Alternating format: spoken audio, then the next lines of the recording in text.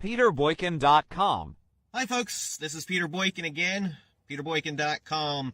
I am running for Lieutenant Governor of North Carolina, and I'm doing another viral video. Yes, I haven't shaved, and yes, I'm sitting in my car, because I've got those critics on the left that complain about this guy with the crazy hair, hadn't shaved yet, sitting in his car, oh my god.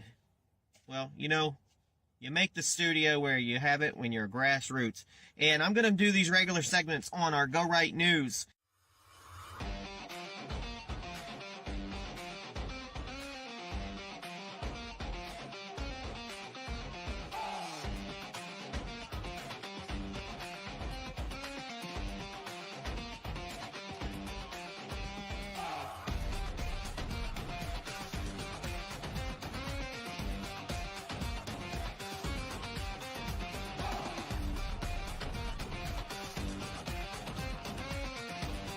And today's top news is the Georgia trial of Donald Trump will be televised. The trial of former President Donald Trump in Fulton County, Georgia, which have already had like 5 people stabbed in that prison in this last week, is set to be made accessible to the public through television and live streaming, according to the decision by Fulton County Superior Court Judge Scott McAfee. Remember, this news is brought to you by Peter Boykin for Lieutenant Governor of North Carolina. Life, liberty, justice, freedom, all should be protected, and our constitutional rights should be protected. Meanwhile, Arizona cannot keep Trump off the 2024 ballot.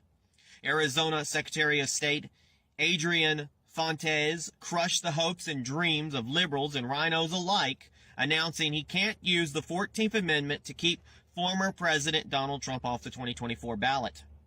Now, zooming out, Section 3 of the 14th Amendment bars citizens from holding office if they partook in, quote, insurrection or rebellion against the United States. This is why, since day one, the media and Democrats have branded the January 6th riot as a, quote, insurrection. Now, back in the news, Fontes previously left the door open to using the amendment to keep Trump off the ballot, but he conceded that Arizona law prevents him from doing so, saying the Arizona Supreme Court said that because there's no statutory process in federal law to enforce Section 3 of the 14th Amendment, you can't enforce it. He did covet his concrete by calling the Arizona's law, quote, stupid. Now, the numbers are an August poll found that Trump holds a lead over Biden in Arizona, 45-43, in a hypothetical 2024 matchup. Meanwhile, Joe Biden seeks increased funding for Ukraine while providing limited support to Lahaina, and that's in Hawaii. President Joe Biden has requested Congress to approve an additional $24 billion in aid, I've lost count how much we're sending, and weaponry to Ukraine. Now, in contrast, he recently allocated $95 million for the reconstruction of Lahaina, an American city grappling with the deadliest fire in over a century in Hawaii. $95 million as opposed to $24 billion to another country. Biden wants more Ukraine cash, gives my peanuts. Joe Biden asked Congress to approve an additional $24 billion in aid and weapons for Ukraine, and by contrast, he recently allocated just $95 million to aid in the rebuilding of that American city in Hawaii after the deadliest fire in more than a century. Ukraine cash. If Congress approves the additional funding, it would bring the total amount of taxpayer-funded aid since February 2022 to a whopping $135 billion. Yet people want to complain about giving money or taking away our college loans or reducing it. They don't want Biden to do that, but they're not raising hell about how much money they sent to Ukraine. But you got people like Nikki Haley say, we've got to do that because we can't let Russia win. Now, the University of Hawaii's Pacific Disaster Center and the Federal Emergency Management Agency estimated it will cost over $5.52 billion to rebuild the city of Lahaina. I'm sure I'm pronouncing it all wrong, where 2,207 structures, mostly homes, were destroyed by wildfires. Now, let's do the math. The amount allocated for Maui is less than 1/10 of 1% of the funding given to Ukraine. Priorities, though, right? Meanwhile, the headlines, Biden's average approval is 42% approve, 53.9% disapprove. I'd like to meet the 42% approve because I don't know what questions they're asking these people. Meanwhile, 61% of Americans are living paycheck to paycheck. That is why we are actually living in the silent depression. We are at a time where the depression, the Great Depression, people are living better. There was less people, more resources. It was horrible. But the percentage of how things cost and how people made money was better than it is today. That's why Rich Man North of Richmond is a popular song right now. And 12% of the U.S. population is responsible for 50% of the meat consumption. Source of that's Real Clear Politics, The Lending Club, and Daily Wire. I've went out and I posted a lot of viral videos on my pages on YouTube and on Facebook and on my Telegram channel. You can go to telegram.me/RealPeterBoykin. Here's some other top articles.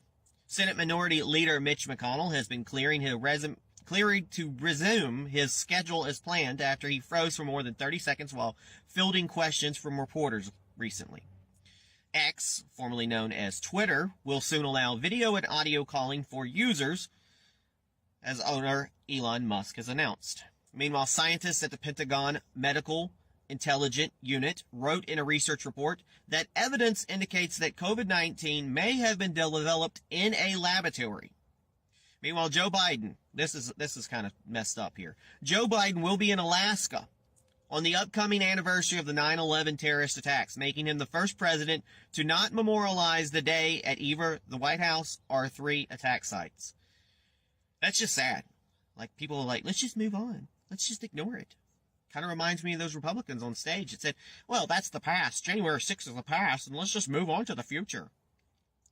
Meanwhile, the Pentagon announced that a new website will release the declassified information about UFOs. And this is what really makes me mad. I did a whole video about this. Former Proud Boys leader Joe Biggs was sentenced to 17 years in prison over his role of the January 6, 2021 riots at the U.S. Capitol. And honestly, folks, that's upsetting, and it goes back to what those other presidential nominees were on stage were talking about, how they wanted to just move along. They just wanted to move along. Let's forget about the past. Do you trust them that they will pardon, or Pence or any of those people will pardon the J6 people who did not get equal justice? And you know why they're after Joe Biggs and Enrique, who wasn't even in D.C. because he's not even allowed in D.C., how they're after them for big time in jail because Donald Trump supported the Proud Boys. It's all about getting Donald Trump.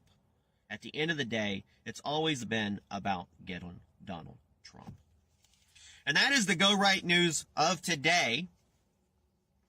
Thank you for tuning in. You can go to gorightnews.com, and I would hope you will go to peterboykin.com. Check out my campaign for Lieutenant Governor of North Carolina 2024. You know, I have an opinion, folks, about a lot of things. I read a lot of news, but I also am not stuck just with a right Republican-leaning, mindset about everything. I will call people out. There's an opponent of mine right now called Hal Leverman that I called him out. And he's kind of answered back in a way. And he's wondering about where the party went wrong. What's with the culture of their party? And why is the Republican Party changing?